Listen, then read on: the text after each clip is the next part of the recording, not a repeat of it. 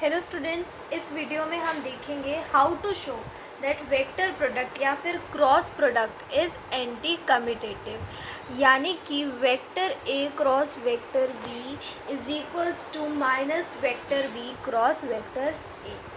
तो मान लीजिए कि ये कोई एक प्लेन है जिसमें कि vector A cross vector B अपना इफ़ेक्ट दे रहे हैं। ठीक है, जैसे कि मान लीजिए ये एक प्लेन है और ये दूसरा प्लेन है। ये डायग्राम जब भी आप प्रूफ करेंगे इसको आपको बनाना पड़ेगा। ठीक है, ये मान लीजिए ये वेक्टर ए है, ये वेक्टर बी है। सिमिलरली इस केस में ये वेक्टर बी है और ये वेक्टर ए है। ठीक है, अब अगर वेक्टर ए और वेक्टर बी का क्रॉस हो रहा है तो इनकी डायरेक्शन क्या होगी? अपवर्ड्स होगी। और ये क्या हो जाएगा? Vector A cross vector B. और अगर vector B cross vector A हो रहा है तो इनकी डायरेक्शन क्या होगी? Vector B cross vector A. इस केस में जो थीटा जो एंगल बन रहा है that would be anti clockwise, यानी कि थीटा, और anti clockwise that is theta, and in this case clockwise that is minus theta. ठीक है, ये हो गया।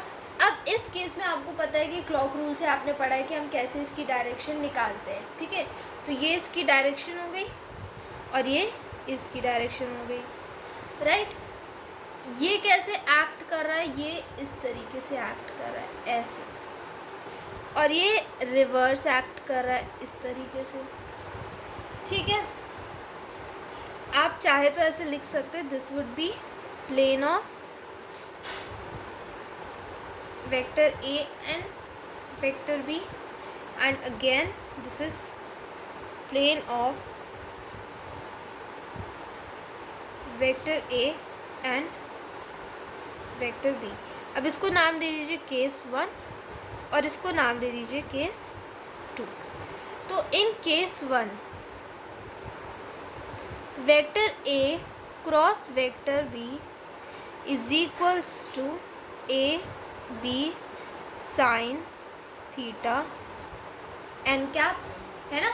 यही होता है formula, A B sine theta n cap. और इन केस 2 हमारे पास क्या है? Vector B cross vector A is equals to A B sine minus theta n cap. और आपको पता है कि साइन में क्या होता है? आपने ट्रिग्नोमेट्रिक फंक्शंस में पढ़ा है कि साइन में जो अगर माइनस थीटा होता है तो उसकी वैल्यू क्या होती है? माइनस साइन थीटा, यानी कि हो जाएगा minus A B sine theta n cap. ठीक है, vector B into vector A is equals to minus A B sine theta n cap, and this will be equal to minus B cross A is equals to A B sine theta n cap.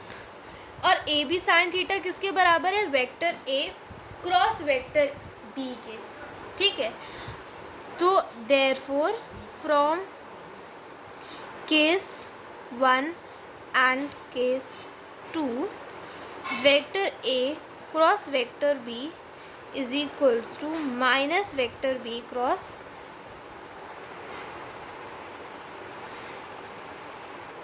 Vector A. Hence, cross product is